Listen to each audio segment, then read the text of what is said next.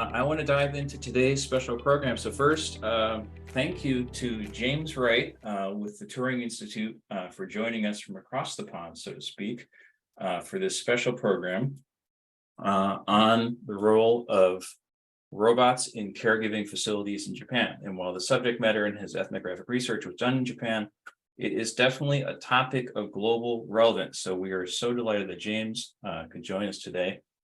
I'm going to hold up the book here for those who somehow haven't managed to read it yet. It looks like this. It's from Cornell Press. You can buy it on Amazon. It's worth it. So by all means, I encourage you to check it out. And we will hear from James shortly.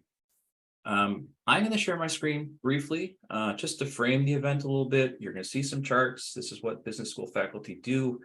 They talk in charts, but really the charts hopefully tell or help give context for what's really a human story. So with that, let me share my screen.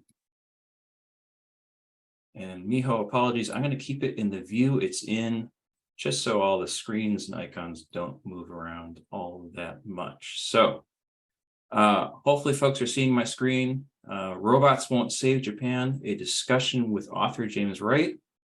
Thumbs up if you can see everything coming through. Steve's nodding. All right, I'm getting the serene look of approval. So I'll dive in. A little bit about Japan. So Japan tops the G7 in life expectancy and is the only large country in the top of the charts. Most countries you're seeing here are relatively small, population below 10 million, for example. Australia is about 25, Korea is about 45, Japan at 125 is kind of an outlier in long-lived countries. And that's actually honestly something worth celebrating. When we talk about aging, we often say it in this sort of worried tone, but I want to point out that it's also a triumph in a lot of ways. And that's something worth emphasizing in today's talk. A little evidence about that triumph, Japan and COVID-19. Japan was actually the best performer in the G7 in managing COVID-19. Mortality actually went down, which is something that we talked about in the Japan Society last in 2020. So again, they're a triumph of, worth celebrating as we talk about longevity is how Japan has done relative to larger developed countries. One more chart, and it's been interesting even in the past week to see a lot of media about aging in Korea and China. The Economist has been talking about both on their podcast. Japan sort of leads the pack, but how Japan ages and how Japan ages gracefully certainly is a topic of global relevance. What you're seeing here is about 30% of the population over age 65. With Italy being the next in the G7, South Korea and China aging and picking up speed has been often discussed. But this is a harvest long time in coming, so to speak, which is to say Japan's birth rate went below replacement in the 1970s, actually during the oil shock. So it's a kind of a 50-year harvest, so to speak. And with that comes some really interesting and profound questions, which is to say, how do we age productively? What does it mean to be old when, for example, when close to 40% of your population is over 65? How do we age productively? We live productively. How do we embrace longevity in a constructive, societally meaningful way is a question that Japan is wrestling with, and how Japan handles this question will be certainly a topic of global relevance. And here, very excited to hear from James, our guest speaker. And you're seeing companies, and James, it seems like we maybe have visited some of the same labs. The photo on the left you're seeing is from a Kyoto research lab, ATR, which I visited with a group of students in 2015, and was seeing a researcher demonstrating an arm augmented device. And it was interesting what this was devised for. Essentially, it was designed to help you lift 10 kilos. What's the significance of 10 kilos? That's the weight of a bag of rice.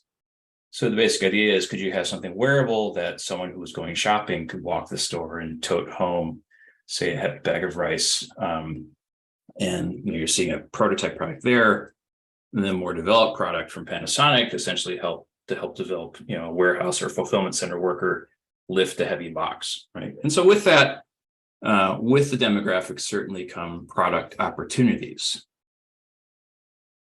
But it also gets into more profound questions, like how do you deliver services? And so the Cabinet Office of Japan is predicting that you'll have consolidation of older population in larger cities and less in smaller cities, for example. And maybe that presages questions about where to invest and where maybe to invest less, so to speak. Which brings us to a very timely contribution to the topic, the book, Robots Won't Save Japan.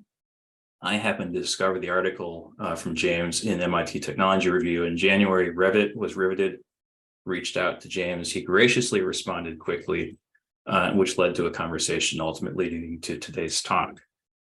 So with that, I'm going to stop sharing my screen and turn things over to James. James, thank you so much for joining us. Great. No, thank you so much, John, for that introduction, and to the whole team at the Japan Society for organizing this event. Yeah, I'm really excited to get into the nitty-gritty of what these robots, what these devices, actually look like when people try to implement them beyond some of the hype that surround robots, particularly in the context of Japan. Sure. Well, thank you for joining us. I know it's late where you are. I can see the quality of the light changing given the time we've been connected. So thanks for staying up late. I hope you have coffee or tea or whatever your beverage of choice is next to you.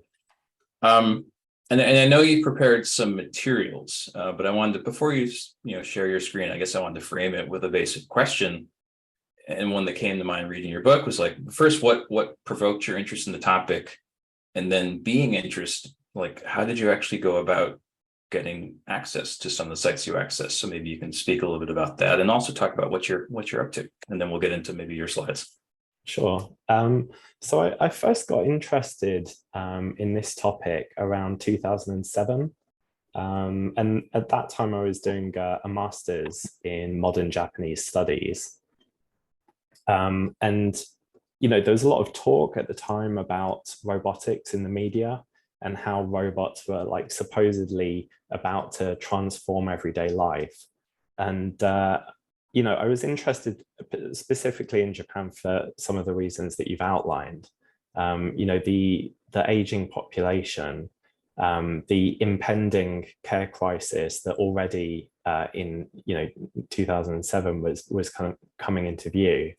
And then also, of course, Japan's history of, technological innovation, all of the pop cultural imagery around, so John's wearing the t-shirt showing Astro Boy, which is a kind of a robot boy manga, or anime, actually. And so I was, Japan seemed like kind of the obvious place and the most interesting place to look at not just, the promises of technology and the promises of robots, but actually, to look at how they're really being implemented in daily life. And it seemed to me that around that time, the late 2000s and into the 2010s, it was care that seemed like the most clear kind of use case for especially social robots, but many other types of robots as well. So that was where the interest came. I actually had a kind of hiatus where I went off and worked after my master's, but I came back for my PhD just in time in 2014, which, as I'll explain in a bit, was a time when there was a very large scale development project for developing and promoting the use of different care robot devices. And so, yeah, that was kind of where my interest came from. Okay. And then in terms of like the access, right. There's no particular secret. I mean, for getting access to the research center that was involved in this care robot project that I spent time with some of the engineers. In that case, I just contacted them directly and explained my project and whether it would be possible to talk to them and spend some time in their lab. But I did get very lucky with the care home where Sure. I did my ethnography. So it's quite challenging, or very challenging, I would say, to get that kind of research access to a care facility in Japan. And especially because, a lot of care workers in these facilities are extremely stretched for time and don't really have time. They don't want to have like some like social scientists coming in and like asking lots of questions and getting in the way. But actually, I met the manager of this care home in a big kind of care technology expo, Hospex, that was being held in Tokyo. And we actually met over a booth that was kind of promoting Paro, which is a robotic seal. Sure. We were both asking a lot of questions, and we got to talking, and he was very interested in implementing robots in his care home.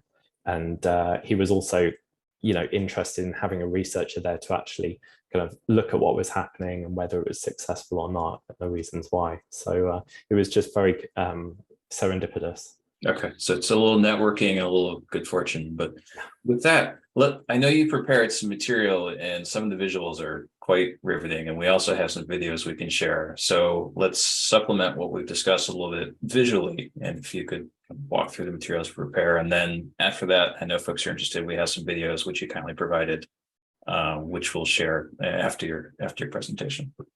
Sure. Or we can share as we go if you let us know. Okay, yeah, I will. I'll just share.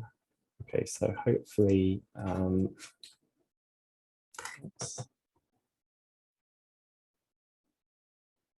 okay, hopefully you can see that. Okay, fantastic. Oops. Okay, so I've kind of explained how I kind of entered the field. And this is the project that was like the main focus of my PhD. It was called, all of these projects have like very long names. So this was the project for the development and promotion of the introduction of robot care devices. And this was funded by the Japanese government to the tune of about $125 million. And so at that time, and actually to date, it's still the world's biggest single robot care project.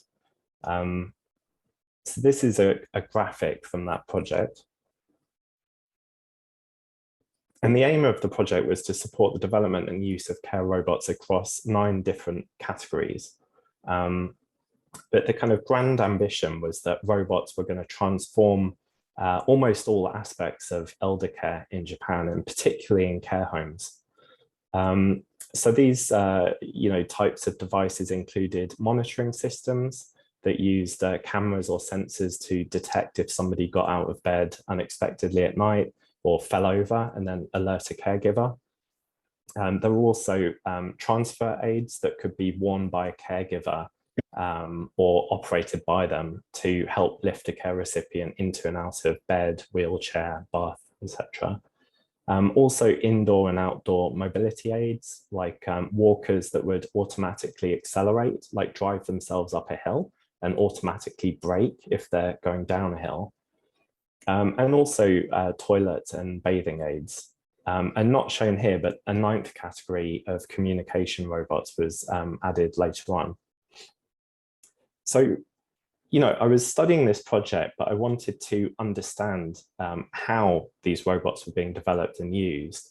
So I decided to spend time doing ethnography with the people who are actually directly involved with this project.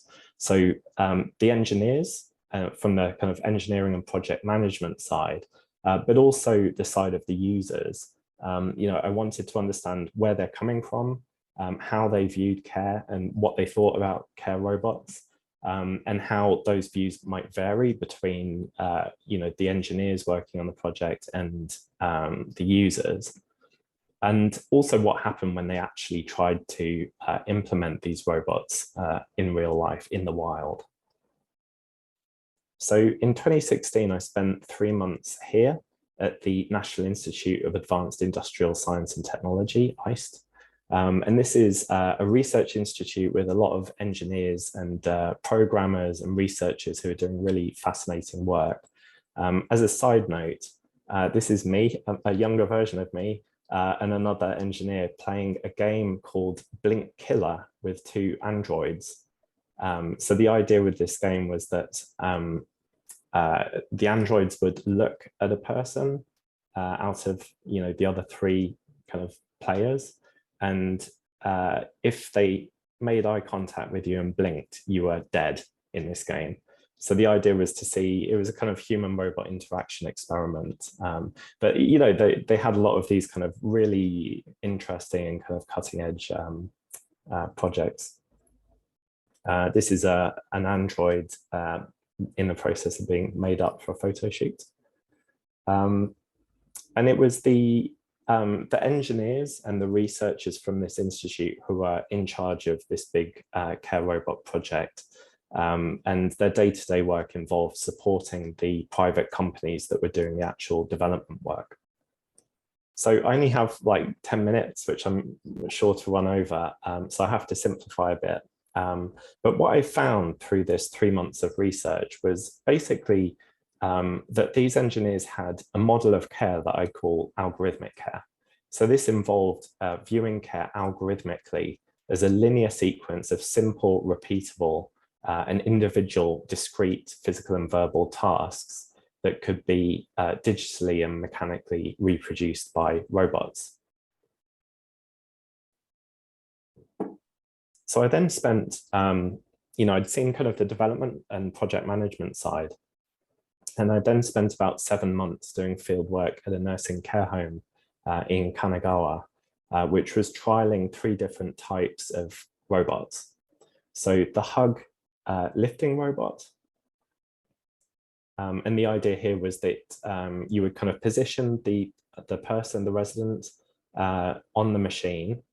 And then by pressing a button, you would raise the person up, and then you could wheel the machine to where you wanted to put them down, press the button again, and it would put them down. So avoiding the need for manual lifting, which is still common in Japan. This is Paro, which is a robotic seal that was used as a form of animal therapy. And finally, Pepper, which is a humanoid that was used for recreational exercise. And perhaps now might be a good time if we could just show the video or the videos of Pepper and Paro in action, just to get a sense of, how they were used, if that's possible.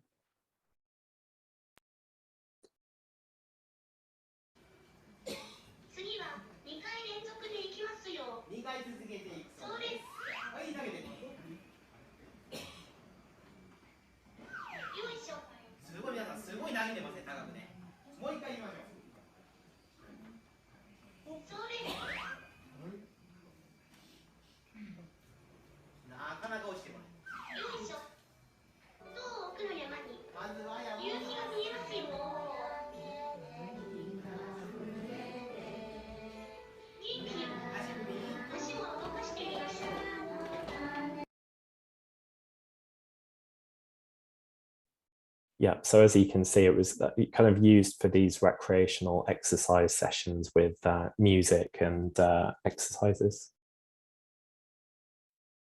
And then next up we have Paro, which is the seal robot, hopefully.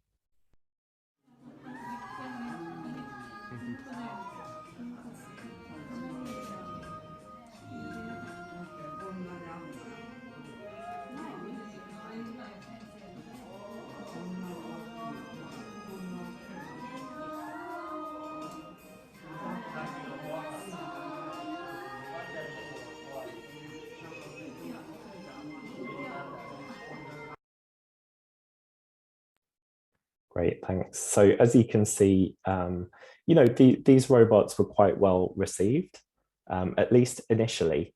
So the thing with Paro is that there was almost too much interest from the residents, and they started to have a couple of problems after the first week or so, where one resident realized that you could kind of skin Paro by unzipping it underneath.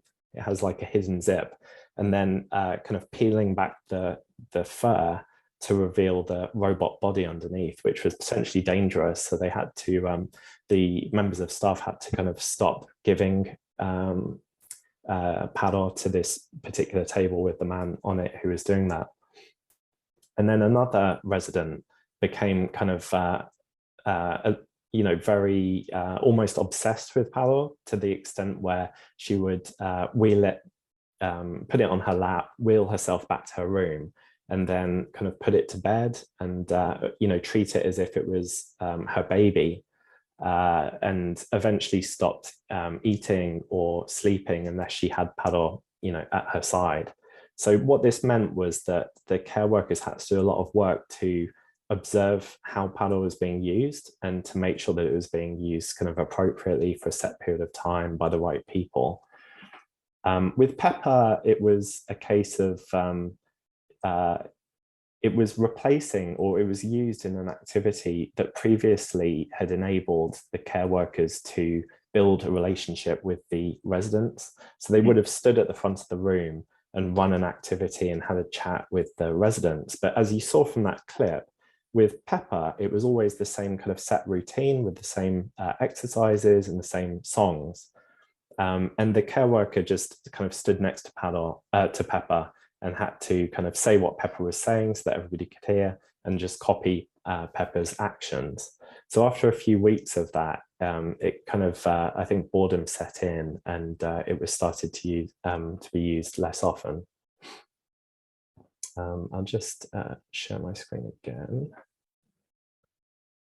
So the robots were each trialed for about 6 weeks, but at the end of the trial, the manager of the care home decided not to buy any of the robots. And that result is really writ large across Japan as a whole. Care robots are still far from common in care homes, and they still haven't been widely adopted in Japan.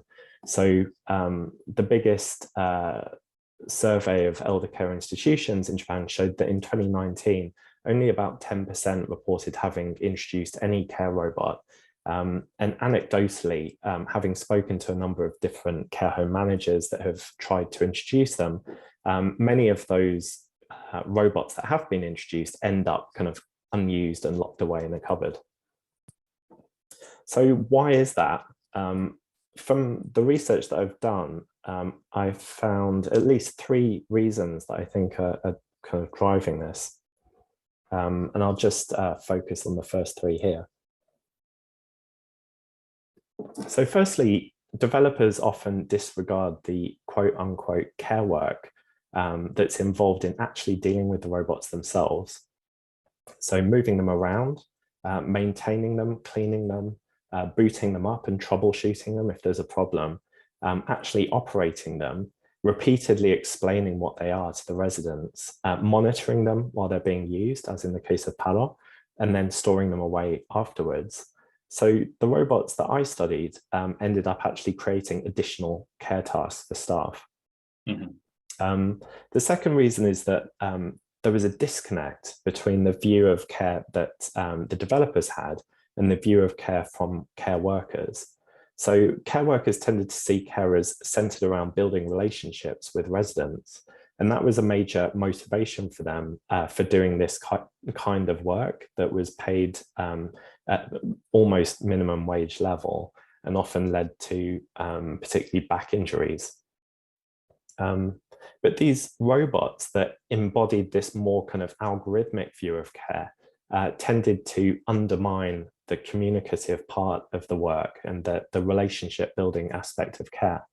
And it was a bit ironic because the thing you often hear about robots is that they should be doing the dirty, difficult and dull, the 3D tasks, and free up care workers to do more of the real human kind of caring work.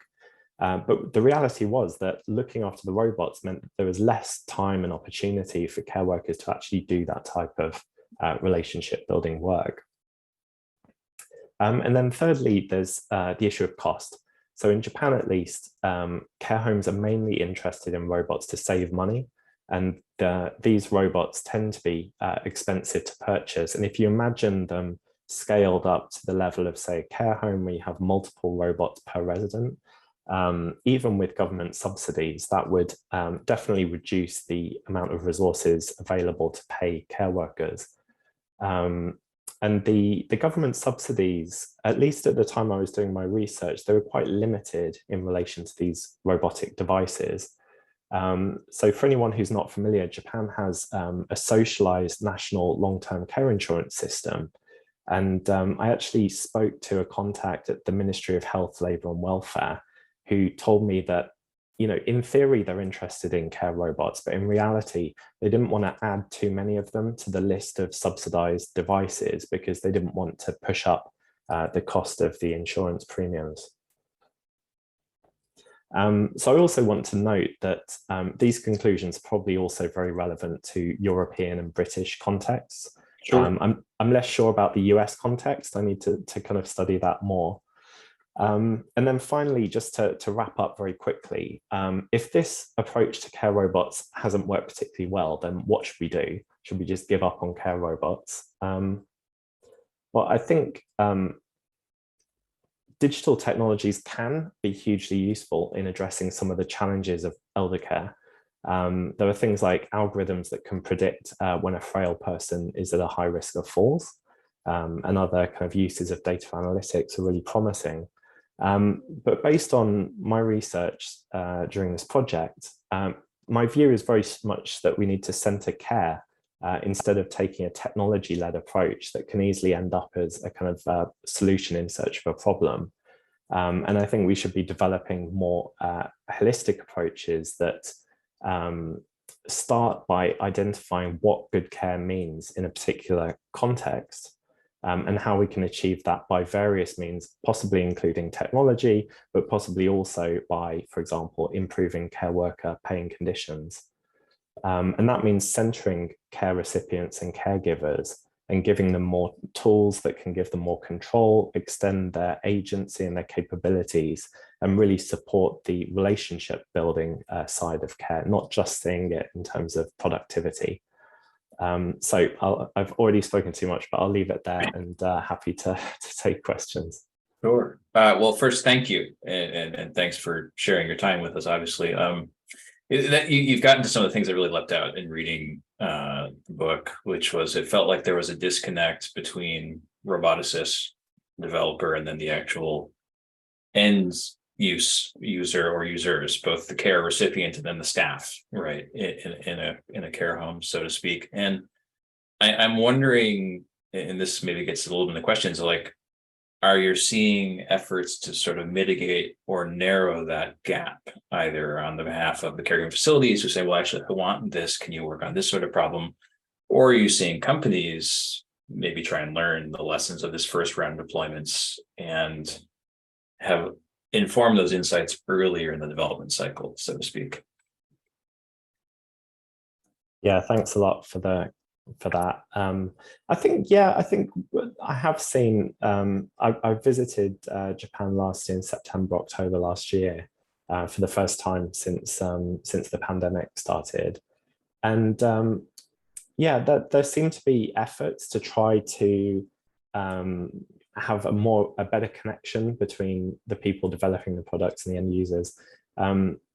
Initially, there was a project under similar to this one in terms of how it was being run and who was involved, called the kind of needs matching project, where they were trying to get care facilities to say, this is what I need, and then get developers to then try and develop technologies that would meet those needs.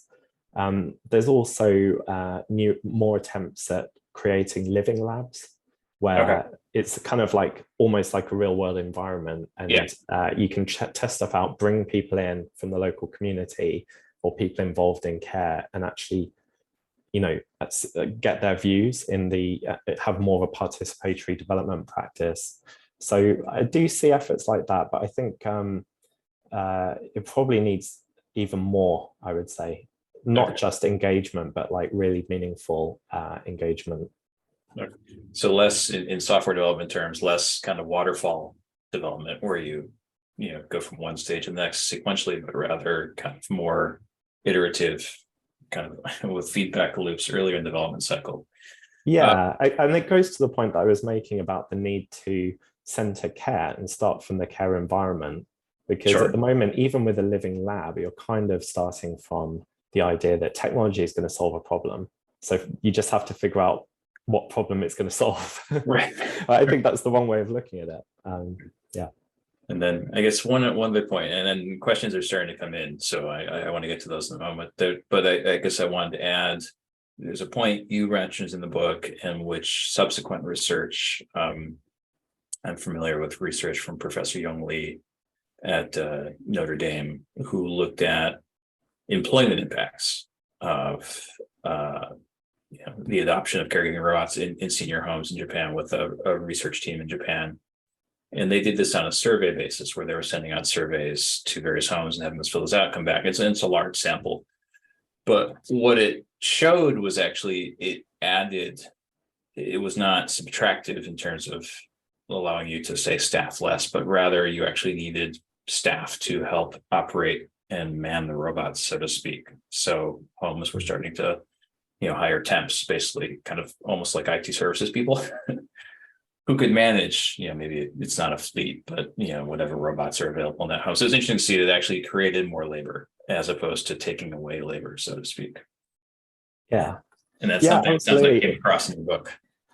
Yeah, it's a very complex kind of situation, I guess, because Sure. I think, and we mentioned this before, I think last time we spoke, but that study is, in a sense, it takes similar data to what I found, but the interpretation is completely different.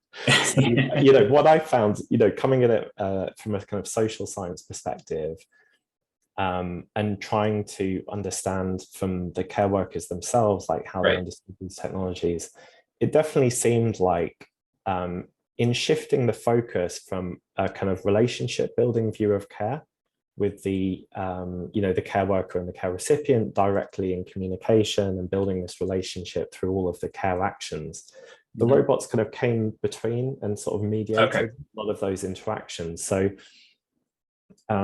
what that potentially meant is that the skilled parts of care, because it really is a skill to be able to communicate and to build those relationships over months or years, that was being kind of de-emphasized, and being able to deal with the robot which takes more time but is less skilled perhaps.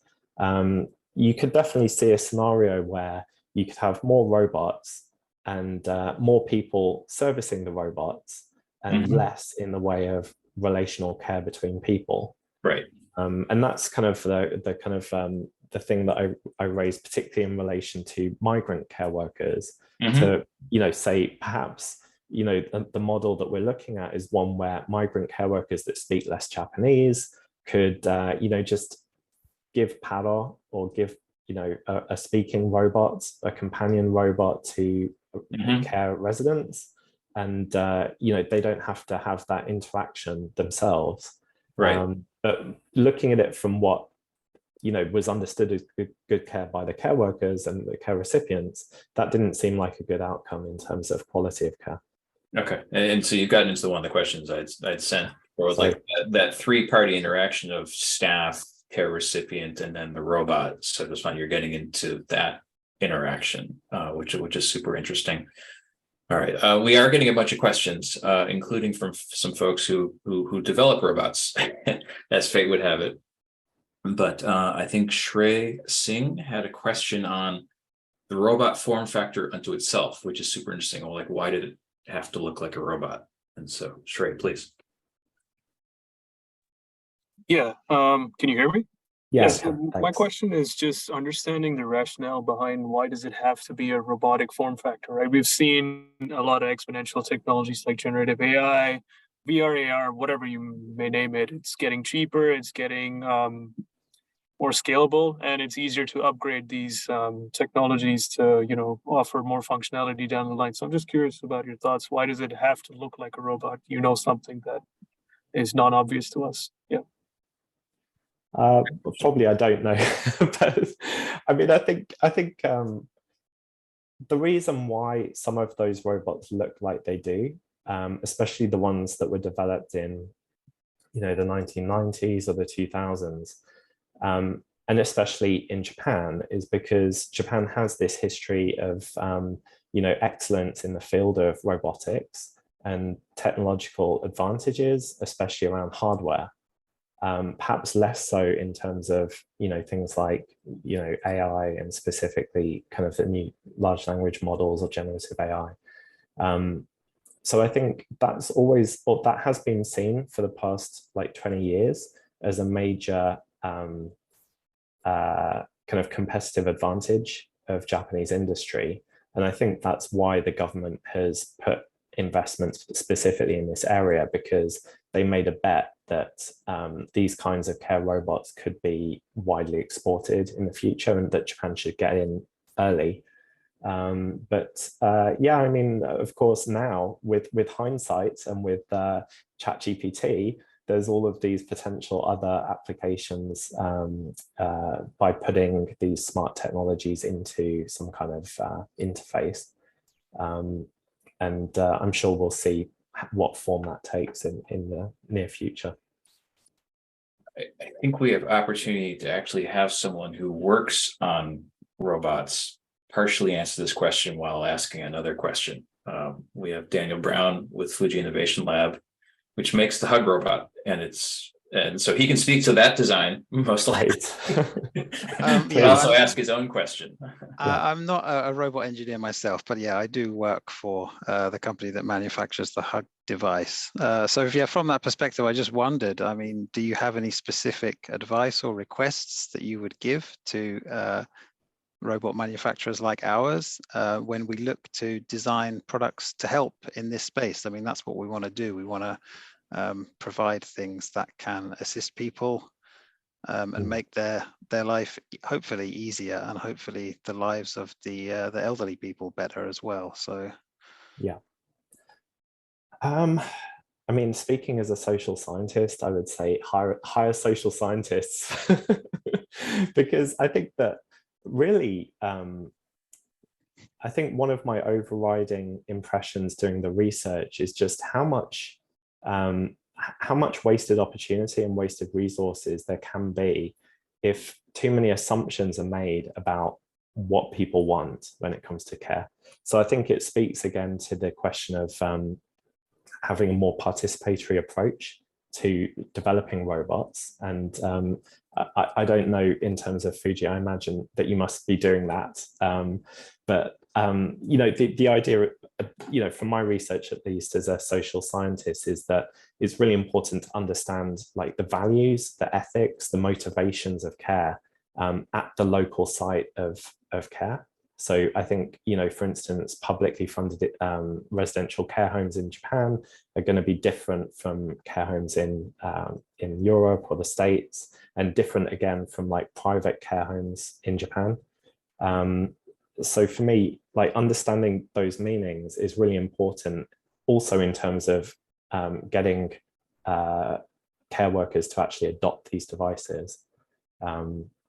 Yeah, so I don't know if that's helpful or not. That is very, thanks very much. Yeah, obviously, I mean, so we come from an industrial robotics background, and so obviously learning in this space. I guess maybe just kind of what I'd point out maybe is that in any kind of robotic development, there's always incremental improvements, and that's what we see our job as kind of a continuing process, and the next model will be better than the previous model. And this is the way that technology develops. I read an interesting article the other day about the history of flight, and the first aeroplane kind of went 100 feet and then got destroyed by a gust of wind at the end of the day. And this is kind of the typical story of hardware development. So hopefully, yeah, we can improve our devices as we move forward. So yeah, if you're interested in a follow-up, then certainly get in touch, and I can show you the latest iteration of our device. Yeah, that would be great. Yeah, I'd love that. Yeah, thanks to Daniel, I had the opportunity to test the Hug Robot, the 2019 version, recently, and it absolutely does lift you up like it's supposed to. So I can speak to that. All right, Daniel. Yeah, I mean, if I can just say about one of the interesting things with the Hug robot that they trialed was that it seemed to me, at least, that, like you said, it does do exactly what it's supposed to do. But the reason that the care workers had a particularly sort of negative reaction, I think, was because they were used to this ideal of caring with your own hands, having touch in interactions with residents. So it wasn't actually anything to do with the technology per se in terms of the functionality, but it's just about how it was received. Yeah. That's super interesting. All right. Excellent. Really, there's a nuanced question from Hanako, which is interesting, about using robots to replace human interaction. I'll let Hanako speak for herself, but this is really an interesting one. Hi. So just looking at all of these videos and these things about how these researchers tend to think of care in a more like linear sense, it's really easy to see it as dystopian, and it makes me wonder what psychological effects it could have on the residents. Like, do they feel this way? Do they miss having like human interaction, especially in the case of something like Pepper, maybe less so in the lifting robot or like movement aid robots, but do they feel some sort of effect on that, or are they just more interested in the novelty and interestingness of these new robots? Yeah, thanks a lot for that. Yeah, the psychological effects, I mean, the ones, I'm not a psychologist, but the most notable, I think, in relation to how it changed people's behavior was in this resident who started kind of using Pador in a way that suggested, developing a kind of emotional attachment. And that's often been, robot ethicists have often kind of drawn attention to that risk, I think, that people could become emotionally dependent on the robots, that it kind of involves an element of deception, because somebody with cognitive impairments might not realize that a robot is a robot. They might think that it's something else, a person or an animal. And so there's an element where it's potentially undermining human dignity because it's not kind of, you're not being, there's something not truthful somehow in that interaction.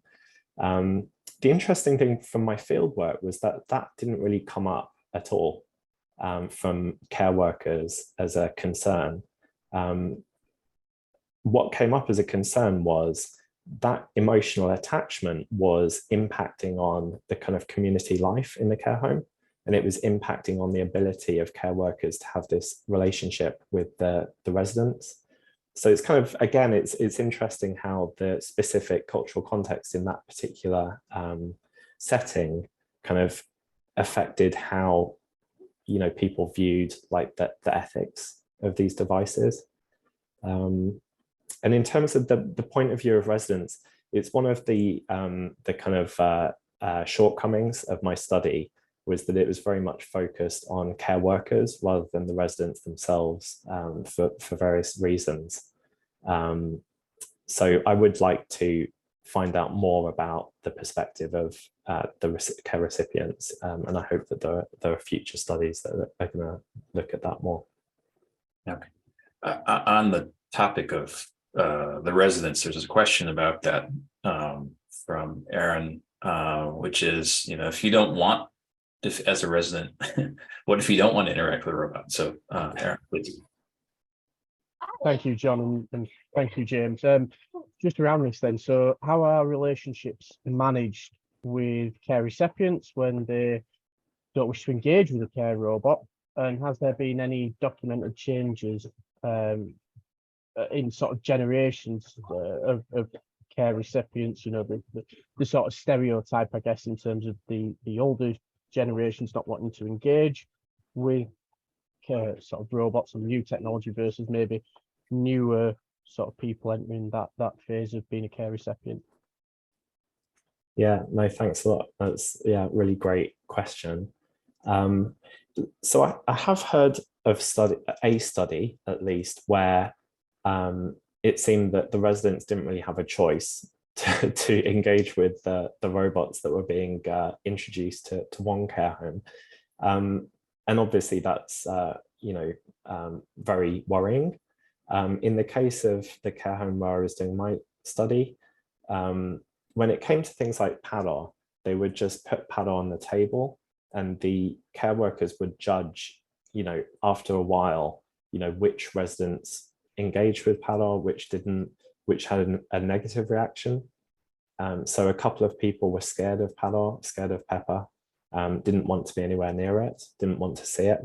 And so they, learned over time which residents, were participating more or interacting more with the different robots, and they would tend to give the robot to those people and not give it to the people that weren't interested. But obviously that also requires, judgment calls by the staff based on their detailed and deep knowledge of the residents that they've been looking after. In terms of different generations, that's also, really interesting, I think. It's often said that, I don't know, Generation X and Generation Y, if they were in a care facility today, that they'd be much more willing to interact with robots. I didn't really see much of a difference, but the residents in the care home where I was doing my research, I think the average age was 88, and they were all from this kind of more or less a kind of single cohort. So it was difficult to tell if there were different kind of generational particular views on that. Super interesting. We have a question from Ken Fujio, which is, if not Japan, then who? So Ken. Hey, thank you, James, for your explanation. So I just want I basically understand that in Japan there's not success about the robot for the elderly care, but I just want to know that is there some like a success model in the any like country or city or any like a POC? Thank you. Yeah, thanks a lot. I mean, Japan, the implementation of care robots in Japan is the particular focus for me. So it's possible that there are other implementations that have been more successful. I know that places like Singapore, Hong Kong, and also increasingly in China have all tried to increase the number of robots that are being used. I'm not sure to what extent those have been successful. If you look at the EU, interestingly, actually, the EU has spent almost a similar amount of money on research and development that Japan has. So they're also a big developer of care devices. But again, I think in Europe as well, we're not seeing, we're seeing devices in care homes, but perhaps not the kinds of care robots that are envisaged in this particular project. So I don't think there is a particular, as far as I understand it, I think adoption of particular types of devices that are found to be useful is perhaps increasing, and especially with the pandemic, things that can provide kind of remote presence or some kind of monitoring have become more popular. But not really the broad kind of swathe of different devices that are envisaged through this project. Thank you. Yeah. All right. I think we have time for maybe 3 more questions, and I know we have Ken Kubota and then Jenna and then Jacqueline in the queue, which I think will unfortunately take us to our allotted time. So Ken Kubota, you had a question on cost. Hi, I'm sorry. My computer froze when it was my time to talk. I could hear you guys, but I couldn't respond. So I apologize for that. My question is, just going back to first principles, what do you think is the biggest problem? You mentioned cost being of real concern, and also I heard that the robots kind of missed the mark on the real problem. So love to hear your thoughts on that. I think it's a difficult question because there are kind of proximate causes and kind of deeper, I think, reasons. I think the proximate causes are things like they're too expensive. The current models don't really save labor, but actually increase the amount of labor that's required. And so they don't help, solve the problem of, the huge gap or the huge shortfall in care workers. But I think from a kind of theoretical perspective, there's a kind of deeper shortcoming, which is the idea that you can use this kind of productive approach to solve and a kind of technological approach to solve kind of political problems or social challenges. It's basically the idea that you can use tech solutionism to solve the care crisis. And it's kind of too complicated to get into probably. Technologies aside, what is the biggest issue from the cost perspective? From the cost perspective, just like a P&L almost is, I guess, is where it can. Right. I see. Question. Yeah. I don't know is the answer. I think you would have to speak to the robot manufacturers about why. The problem set is within the care system, so therefore we want to try to solve the biggest one, right? Presumably, and to know what that is like the first thing you want to know. So you mean what's the problem in the care system? Yeah, what is the problem that needs the solution? Right. I think probably looking at it from the technologist's perspective and looking at it from that kind of, that technology perspective, the biggest problem is that care is a really labor-intensive job. So that's the problem. It's very difficult. It's intractable. It's very right. I think that the problem with the thesis is it's like it's not to take the perspective of the technologist. You have to go from the perspective of the care system, right? Like without understanding that, then it sounds like the technologists are trying to solve a problem that they could solve rather than trying to solve a problem that exists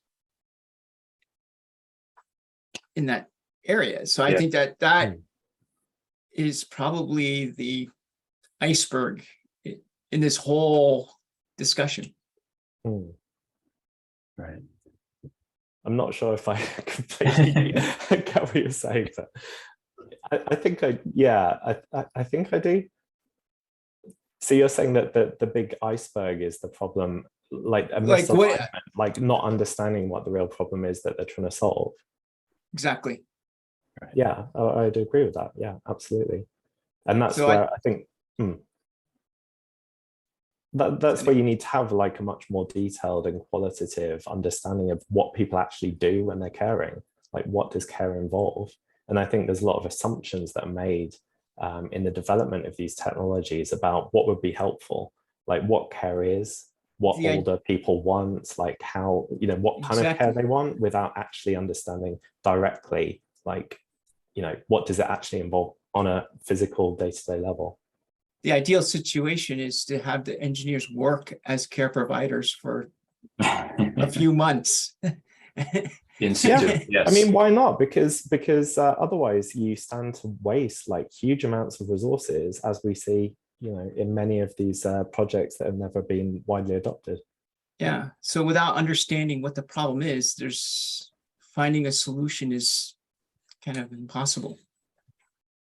All right, I'm going to jump Very in. challenging. We have two more people waiting in the queue in the limited time we have. So let me pass things over to Jenna, who has a question about generative AI.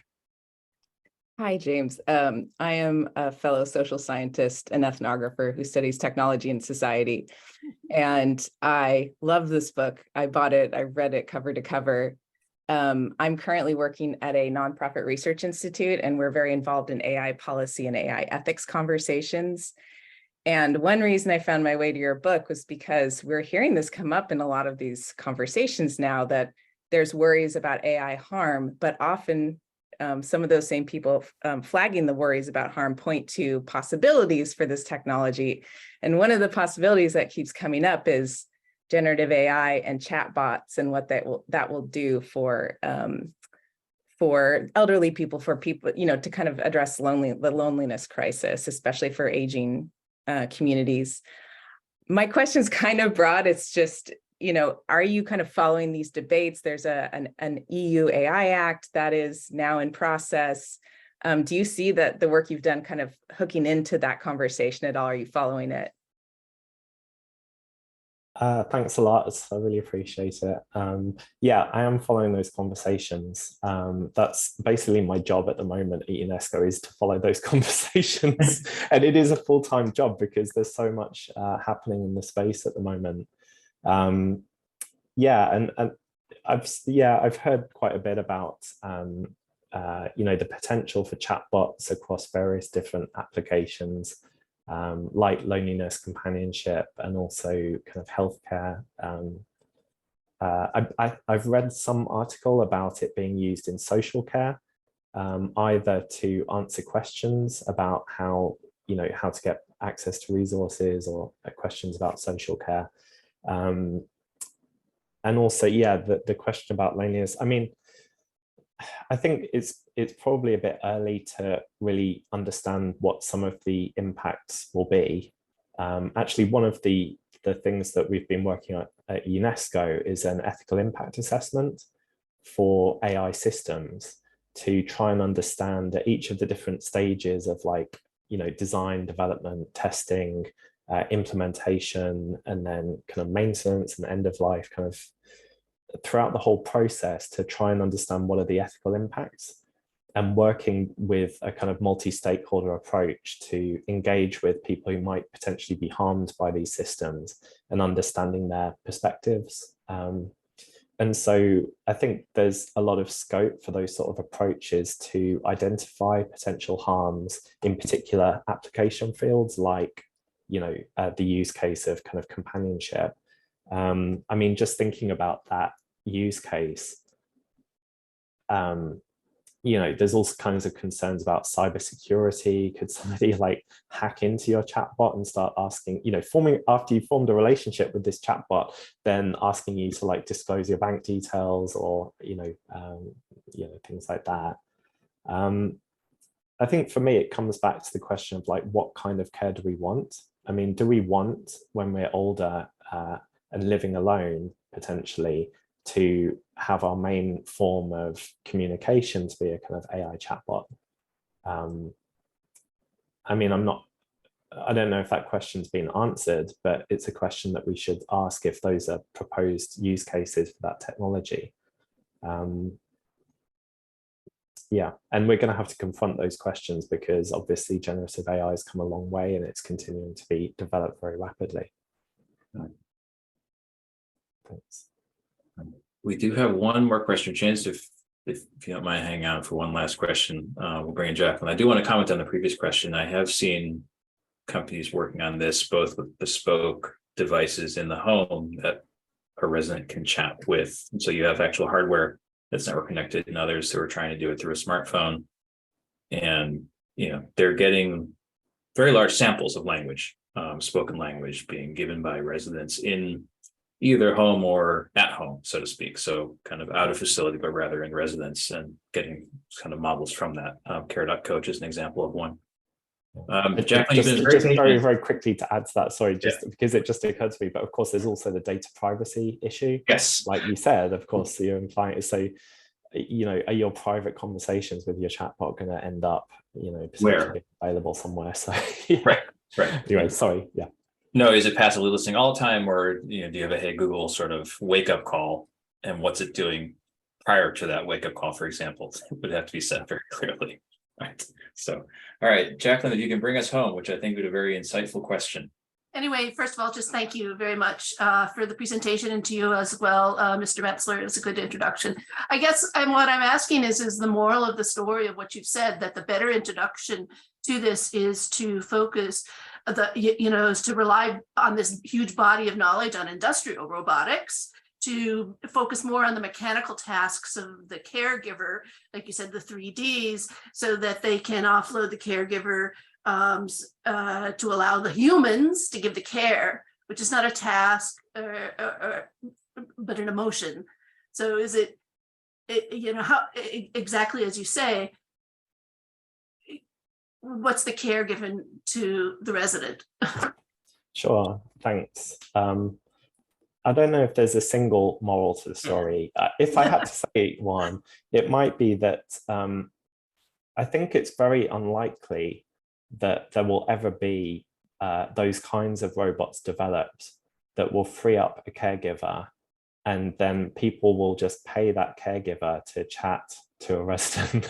I just don't think it's going to happen. Yes, I mean, based utopia, on the experience, right? I mean, it's the utopia, but I don't think it's going to happen because, I mean, if care workers aren't being valued now to give that kind of communicative care in many contexts, I just don't, I mean, it goes back to the whole logic for developing these robots, which is to plug care gaps, because governments don't want to pay care workers to provide care because it's not seen as a productive industry.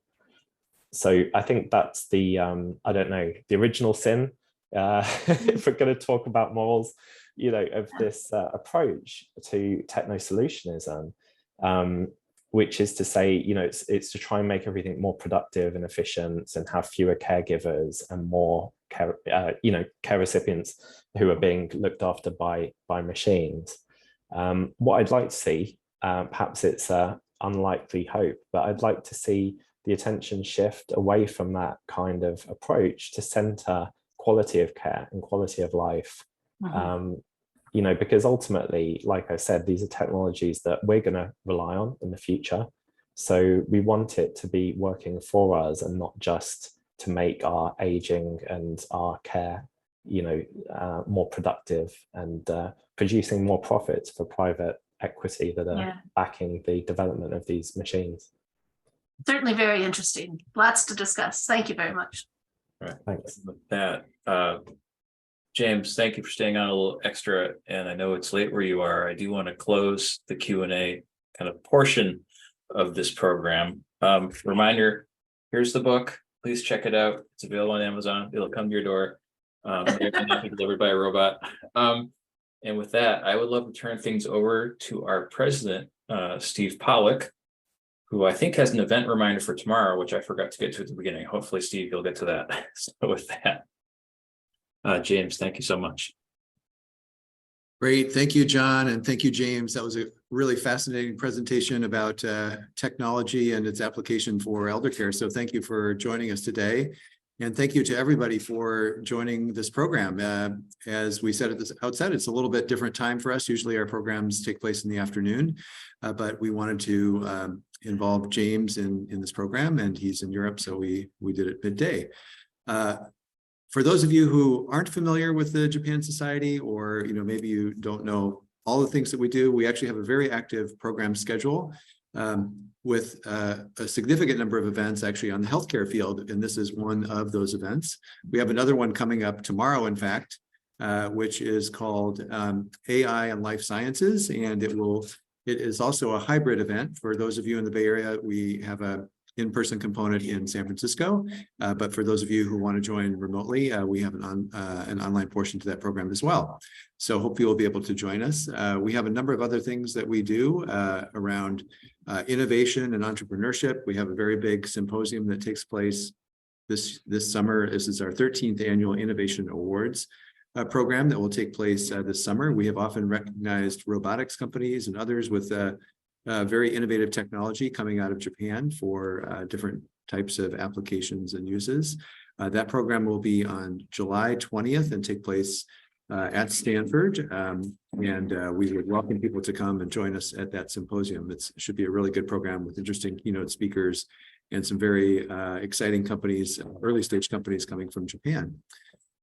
We also have cultural programs, and those are one of our very popular ones this year was on Japanese archery, which we did earlier this year.